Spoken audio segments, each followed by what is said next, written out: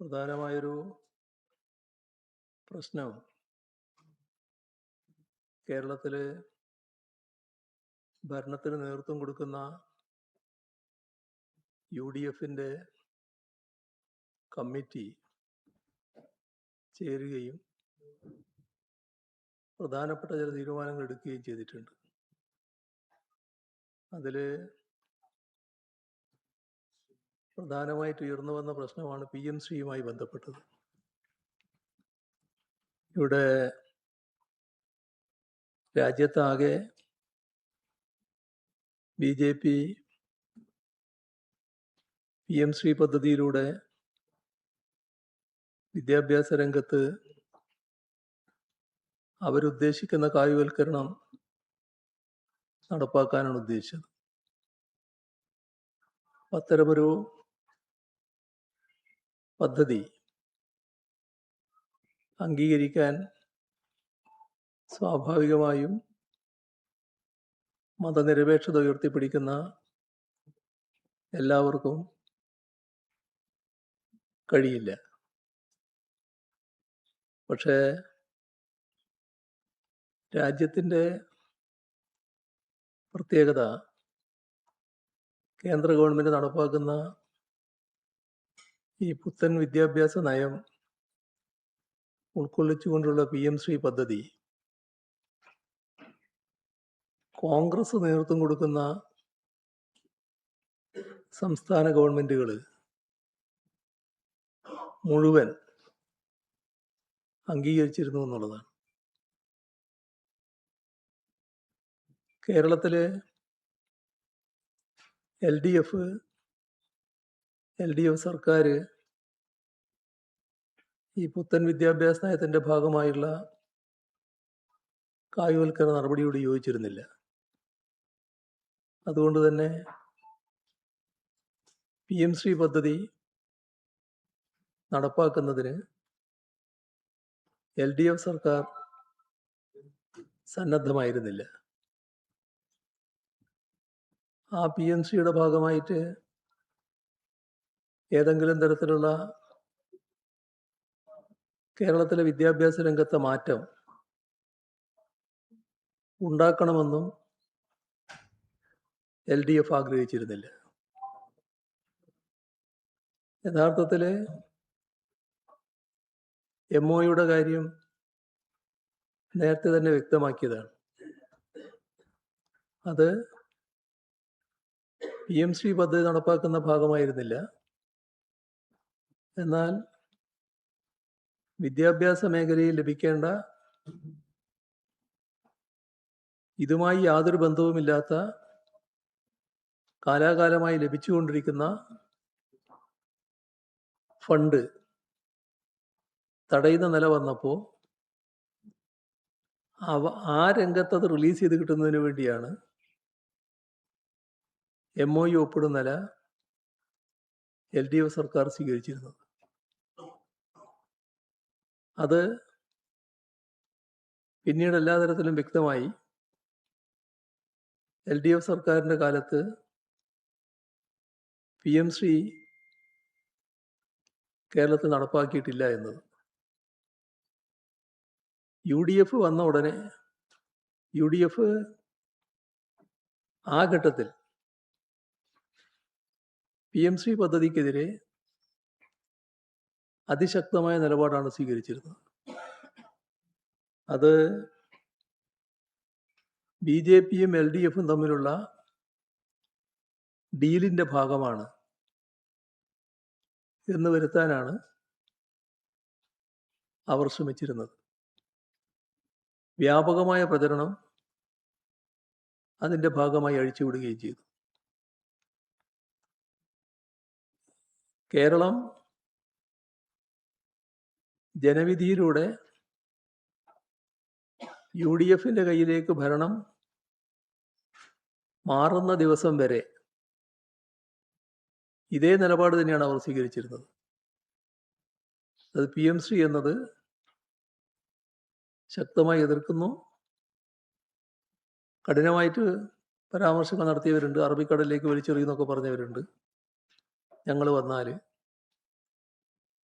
ഇത്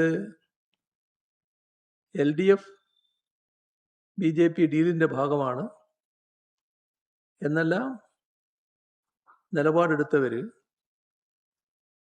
ഗവൺമെൻറ് തങ്ങളുടെ കയ്യിലായതോടെ പഴയ നിലപാടുകളിൽ നിന്ന് തീർത്തും തകിടം മറിയുന്ന കാഴ്ചയാണ് കണ്ടത്. അത് മുഖ്യമന്ത്രിയും വിദ്യാഭ്യാസ മന്ത്രിയുമെല്ലാം പിന്നീട് PMC നടപ്പാക്കുന്നതിൻ്റെ വാദങ്ങൾ അവതരിപ്പിക്കുന്ന നിലയാണ് വന്നത്. ഇവിടെ അതുമായി ബന്ധപ്പെട്ട് ഒട്ടേറെ തർക്കങ്ങളുണ്ടായി, വിവിധ പ്രശ്നങ്ങൾ ഉയർന്നു വന്നു. എന്നാൽ UDFൻ്റെതായ ഔദ്യോഗിക നിലപാട് പുറത്തു വന്നിരുന്നില്ല. അതായത് UDF യോഗം ചേർന്ന്, UDFൻ്റെ ഉന്നതാധികാര സമിതി യോഗം ചേർന്ന് അവരുടെ നിലപാട് വ്യക്തമാക്കിയിരുന്നില്ല. ആ യോഗമാണ് കഴിഞ്ഞ ദിവസം നടന്നത്. അങ്ങനെ PMC പദ്ധതി നടപ്പാക്കുക എന്നതാണ് അവരംഗീകരിച്ച നിലപാട്. അപ്പോൾ PMC പദ്ധതി സംസ്ഥാനത്ത് നടപ്പാക്കുന്നുവെന്ന നയപരമായ തീരുമാനം UDF സമിതി തീരുമാനിച്ച കാര്യം പരസ്യമായി പ്രഖ്യാപിക്കുന്ന നിലയുമുണ്ടായി. അപ്പോൾ മുഖ്യമന്ത്രിക്ക് പുറമെ ഇന്ത്യൻ യൂണിയൻ മുസ്ലിം ലീഗും ഒറ്റയടിക്ക് മറുകണ്ഠം ചാടുന്ന നിലയാണ് ഉണ്ടായത്. എന്താണ് ഇതിനുള്ള ന്യായീകരണം? മെയ് 4 മുൻപ് നമ്മുടെ സംസ്ഥാനത്തെ LDFും BJPയും തമ്മിലുള്ള ഡീലിൻ്റെ ഭാഗമാണ് PMC എന്ന് പറഞ്ഞവർക്ക് അതിനുശേഷം PMCയെ അംഗീകരിക്കുമ്പോൾ അതേത് ഡീലിൻ്റെ ഭാഗമാണ്? അവർക്ക് തന്നെ സ്വയം ചാർത്തി കിട്ടുന്ന വിശേഷണം എന്താണ്? ഇവിടെ ഒരുപാട് തെറ്റിദ്ധാരണകൾ പരത്താനായിരുന്നു നേരത്തെ ശ്രമങ്ങളുണ്ടായത്. അതിലൊന്ന്, LDF സർക്കാർ PMCയുടെ ഭാഗമായുള്ള ഫണ്ട് കൈപ്പറ്റിയെന്നതായിരുന്നു ഉയർത്തിയ ഒരാരോപണം. അതോടൊപ്പം MOU ഒപ്പിട്ട് കഴിഞ്ഞിരിക്കുന്നു. MOU ഒപ്പിട്ടാൽ പിന്നെ ഈ പദ്ധതിയിൽ നിന്ന് പിന്മാറാനേ പറ്റില്ല. ഇതായിരുന്നു രണ്ടാമത് സമർത്ഥിക്കാൻ നോക്കിയ കാര്യം. ഇത് മുഖ്യമന്ത്രിയും വിദ്യാഭ്യാസ മന്ത്രിയുമൊക്കെ നിയമസഭയിലും പുറത്തും തങ്ങളുടെ വാദം സമർത്ഥിക്കാനുള്ള വാദങ്ങൾ അവതരിപ്പിക്കുന്നതാണ് നമ്മൾ കണ്ടത്. പക്ഷേ എല്ലാവർക്കും അറിയാവുന്ന കാര്യമാണ്, പിന്നെ കൃത്യമായത് പുറത്തു വന്നു. LDF സർക്കാർ MOU ഒപ്പിട്ടു എന്നുള്ളത് ശരിയാണ്. ആ MOU നയപരമായ നിലപാടെടുത്തുകൊണ്ട് തന്നെ LDF സർക്കാർ മരവിപ്പിച്ചിരുന്നു. മാത്രമല്ല, ആ മരവിപ്പിച്ച കാര്യം കേന്ദ്ര സർക്കാരിനെ രേഖാമൂലം അറിയിച്ചു. മാത്രമല്ല, അന്നത്തെ പൊതുവിദ്യാഭ്യാസ മന്ത്രി നേരിട്ട് കേന്ദ്രത്തിൽ പോയി ബന്ധപ്പെട്ടവരെ കണ്ട് ഈ വിവരം അറിയിക്കുകയും ചെയ്തു. മാത്രമല്ല, PMC പദ്ധതി നടപ്പാക്കാൻ സ്വീകരിക്കേണ്ട തുടർ നടപടികളുണ്ട്. ആ തുടർ നടപടികളിൽ ഒന്നുപോലും സ്വീകരിച്ചിരുന്നില്ല എന്നതും എല്ലാവർക്കും അറിയാവുന്ന കാര്യമാണ്. അപ്പോൾ എൽ ഡി എഫിന് സുവ്യക്തമായ നിലപാടായിരുന്നു ഇക്കാര്യത്തിലുണ്ടായിരുന്നത്. പദ്ധതിയിൽ നിന്ന് പണം കൈപ്പറ്റിയെന്ന് ആദ്യം പറഞ്ഞു പരത്താൻ യു ഡി എഫ് ശ്രമിച്ചെങ്കിലും ആ വാദത്തിൽ പ്രചരണത്തിൽ ഒരടിസ്ഥാനവുമില്ല എന്ന് തെളിയിക്കുന്ന വിശദീകരണങ്ങൾ കേന്ദ്ര സർക്കാരിൻ്റെ ഭാഗത്തു നിന്ന് ഒരു തവണയല്ല പലതവണയായി ഉണ്ടായി എന്നത് നമുക്കറിയാം. PMC ഫണ്ട് കേരളത്തിന് ലഭിച്ചില്ല എന്ന് ഇവിടുത്തെ പൊതുവിദ്യാഭ്യാസ മന്ത്രിക്ക് തന്നെ നിയമസഭയിൽ വ്യക്തമാക്കേണ്ടിയും വന്നു. പിന്നീട് MOU ഒപ്പിട്ടത് കാരണം അതിൽ നിന്ന് പിന്മാറാനാവില്ല എന്നതിലാണ് UDF പിടിച്ചു നിന്നത്. അത് മുഖ്യമന്ത്രി അടക്കം ബന്ധപ്പെട്ടവരെല്ലാം വലിയ തോതിൽ പ്രചരിപ്പിച്ചുകൊണ്ടിരിക്കുകയായിരുന്നു. ഇപ്പോൾ ഈ കാര്യത്തിൽ യാതൊരു അവ്യക്തതയും ഇല്ല എന്നത് വ്യക്തമായി കഴിഞ്ഞു. പദ്ധതിയിൽ നിന്ന് പിന്മാറാൻ സാധിക്കില്ല എന്ന പ്രചരണം തീർത്തും വ്യാജ പ്രസ്താവനയായിരുന്നു എന്നതും ഇപ്പോൾ വ്യക്തമായി കഴിഞ്ഞു. അതിൻ്റെ ഏറ്റവും വലിയ തെളിവാണ് കഴിഞ്ഞ ദിവസം ഇന്ത്യൻ യൂണിയൻ മുസ്ലിം ലീഗിൻ്റെ നേതാവ് PV അബ്ദുൽ വഹാബ് പാർലമെന്റിൽ ചോദിച്ച ഒരു ചോദ്യത്തിന് കേന്ദ്ര വിദ്യാഭ്യാസ സഹമന്ത്രി ജയന്ത് ചൗധരി നൽകിയ മറുപടിയിലൂടെ വ്യക്തമായത്. അതിൽ ഒരു തരത്തിലുള്ള സംശയത്തിനും ഇടം നൽകാതെയുള്ള മറുപടിയാണ് കേന്ദ്ര ഗവൺമെൻറ് നൽകിയിട്ടുള്ളത്.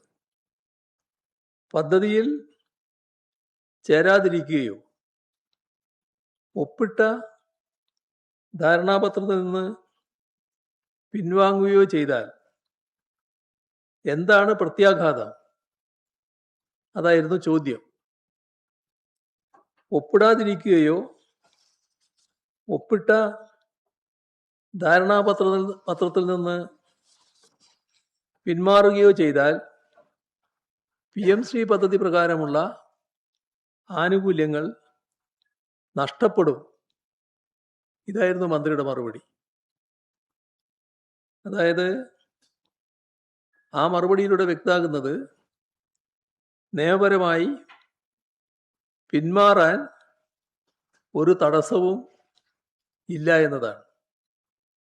അപ്പോൾ വ്യക്തമായി കേന്ദ്ര സർക്കാർ ആ നിലപാട് തുറന്നു പറഞ്ഞു കഴിഞ്ഞു. ഇവിടെ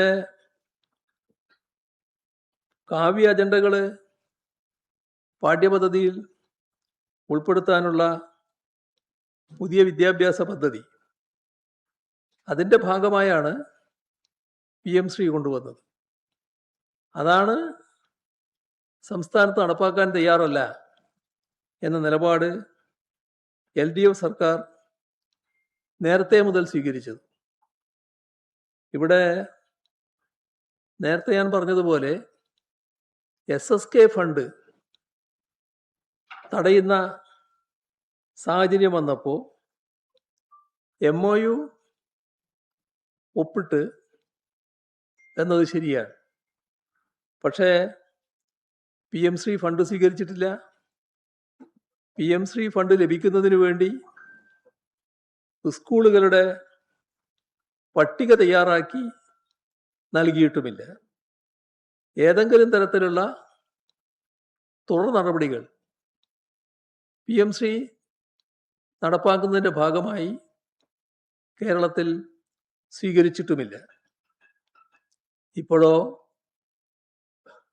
സ്കൂളുകളുടെ പട്ടിക നൽകാനും മറ്റ് തുടർ നടപടികൾ സ്വീകരിക്കാനും തീരുമാനിച്ചിരിക്കുകയാണ്. PM-ശ്രീ പദ്ധതി പൂർണ്ണ അർത്ഥത്തിൽ സംസ്ഥാനത്ത് നടപ്പാക്കുമെന്നാണ് UDF തീരുമാനിച്ചിരിക്കുന്നത്.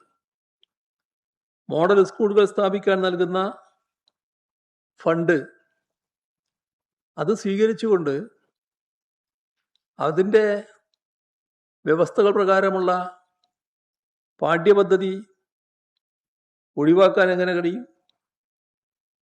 അത് മുഖ്യമന്ത്രിയും വിദ്യാഭ്യാസ മന്ത്രിയും വിശദീകരിക്കേണ്ടതായിട്ടാണ് ഇരിക്കുന്നത്. കാരണം PM-ശ്രീ പദ്ധതി നടപ്പാക്കാൻ നടപടികൾ സ്വീകരിച്ചാൽ അതിൻ്റെ PM-ശ്രീയുടെ ഫണ്ട് വാങ്ങിയാൽ അതിൻ്റെ മറ്റു വ്യവസ്ഥകൾ ഒഴിവാക്കി കൊണ്ടുപോകാൻ കഴിയില്ല. ഇവിടെ ജനങ്ങളെ അതോടൊപ്പം തന്നെ UDF-ൻ്റെ അണികളെയും ഒരുപോലെ പറഞ്ഞു പറ്റിക്കുന്ന നിലപാടാണ് ഇവർ സ്വീകരിച്ചിട്ടുള്ളത്. LDF-നെതിരെ വലിയ തോതിലുള്ള നുണപ്രചരണം, BJP-യുമായി ഡീൽ എന്ന് പ്രചരിപ്പിച്ചവർ ഇത്തരമൊരു നിലപാട് സ്വീകരിക്കുമ്പോൾ ആദ്യം ചെയ്യേണ്ടത് ജനങ്ങളോട് കാര്യങ്ങൾ തുറന്നു പറഞ്ഞ് മാപ്പ് പറയലാണ്. പാഠ്യപദ്ധതിയിൽ സംഘപരിവാർ അജണ്ടകൾ കുത്തി നിറക്കുന്ന PM-ശ്രീ പദ്ധതി LDF BJP ഡീലിൻ്റെ ഭാഗമായി കേരളത്തിൽ നടപ്പാക്കുകയാണ് എന്ന് സ്വന്തം അണികളെയും ജനങ്ങളിൽ ഒരു വിഭാഗത്തെയും തെറ്റിദ്ധരിപ്പിക്കാൻ ശ്രമിച്ചവർ, അത്തരം കാര്യങ്ങൾ വിശ്വസിപ്പിക്കാൻ ശ്രമിച്ചവർ ഇപ്പോൾ അധികാരത്തിലേറി ഉടനെ തന്നെ നയം മാറ്റിയിരിക്കുകയാണ്. നേരത്തെ പറഞ്ഞതുപോലെ മുസ്ലിം ലീഗാണ് വിദ്യാഭ്യാസ വകുപ്പ് കൈകാര്യം ചെയ്യുന്നത്.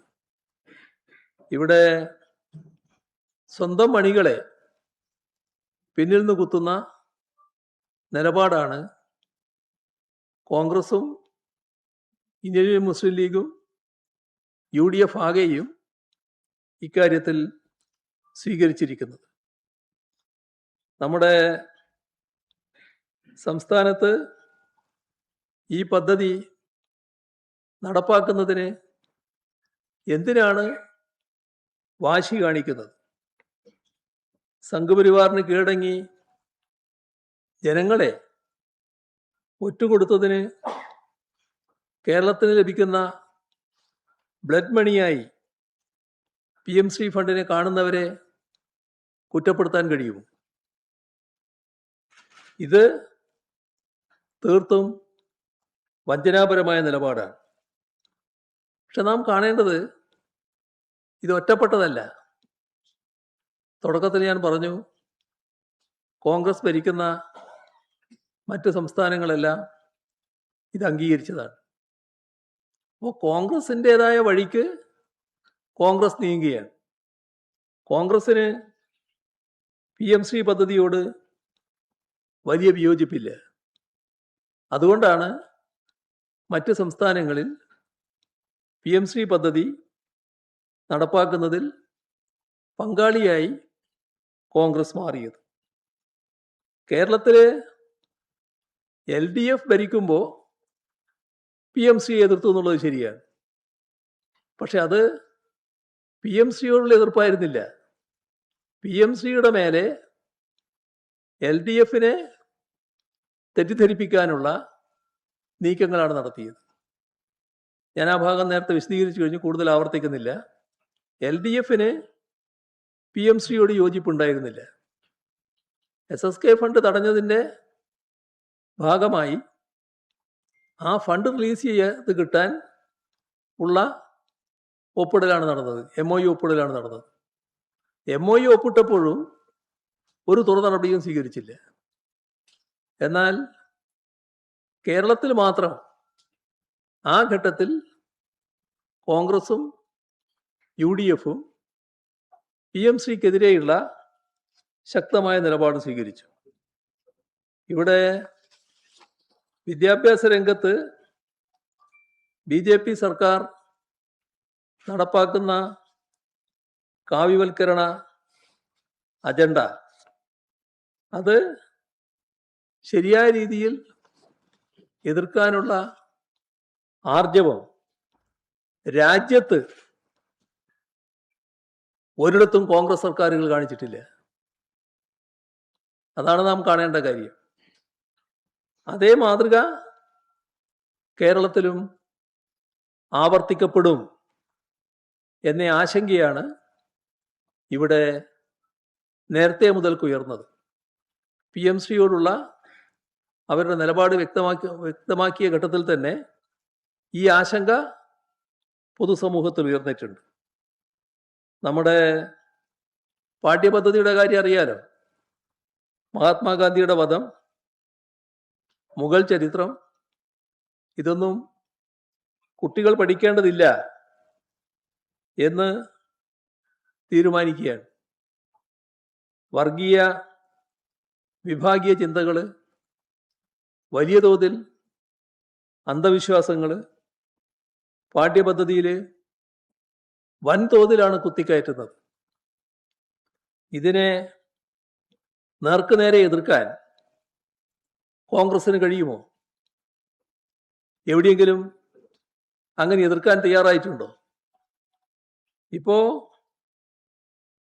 ചുരുങ്ങിയ നാളുകളാണ് UDF ഗവൺമെന്റ് അധികാരത്തിൽ വന്നിട്ടായത്. ഈ നാളുകൾക്കുള്ളിൽ തന്നെ കേരളത്തിൽ സംഘപരിവാറിന് മുന്നിൽ കീഴ്പ്പെട്ട് മുന്നോട്ട് പോകുന്ന നിലയാണ് UDF സർക്കാർ സ്വീകരിക്കുന്നത്. നമ്മുടെ സംസ്ഥാനത്ത് കണ്ട കാര്യങ്ങൾ ഒന്നും വിശദമാക്കുന്നില്ല. വന്ദേ മാതരത്തിൻ്റെ കാര്യം, സർവകലാശാലകളിൽ RSSകാരെ കുത്തിത്തിണക്കുന്ന പ്രശ്നം, വഖഫ് ബോർഡിൻ്റെ പ്രശ്നം, ഇതിൻ്റെ മറ്റൊരു പതിപ്പാണല്ലോ. അതിൻ്റെയും ആവർത്തനത്തിലേക്ക് പോകുന്നില്ല. അമുസ്ലിങ്ങളെ വഖഫ് ബോർഡിൽ നിയമിച്ചോളാം എന്ന നിലപാടല്ലേ UDF സർക്കാർ സ്വീകരിച്ചിട്ടുള്ളത്. ഇങ്ങനെയുള്ള അനേകം വിഷയങ്ങളിൽ സ്വീകരിക്കുന്ന നിലപാട് പൂർണ്ണമായും വ്യക്തമാക്കുന്നത് RSS വിധേയത്വമാണ്. ഇത്തരത്തിലുള്ള എല്ലാ നിലപാടുകളെയും ന്യായീകരിക്കാനാണ് മുസ്ലിം ലീഗ് തയ്യാറാവുന്നത്. മതനിരപേക്ഷതക്കും മതസ്വാതന്ത്ര്യത്തിനും ഭംഗം വരുത്തുന്ന പൊതുവായ നടപടികൾ, ഇത്തരം നിലപാടുകൾ, ഇതിനെതിരെ സമൂഹം, മതനിരപേക്ഷ ചിന്താഗതിക്കാരാകെ, അതോടൊപ്പം തന്നെ വിവിധ വിഭാഗങ്ങൾ ശബ്ദമുയർത്തും എന്ന് തന്നെയാണ് പ്രതീക്ഷിക്കുന്നത്. സംഘപരിവാർ വിധേയത്വത്തിൽ നിന്ന് പിന്തിരിയാൻ UDFും UDF സർക്കാരും തയ്യാറല്ല എന്നതാണ് അവർ സ്വീകരിക്കുന്ന നടപടികൾ വ്യക്തമാക്കുന്നത്. ഇത് കൂടുതൽ ആശങ്കയുയർത്തുന്ന കാര്യമാണ്. കേരളത്തെ എങ്ങോട്ട് നയിക്കാനാണ് നീങ്ങുന്നത് എന്ന ചോദ്യമാണ് വലിയ തോതിൽ ഇവിടെ ഉയരുന്നത്.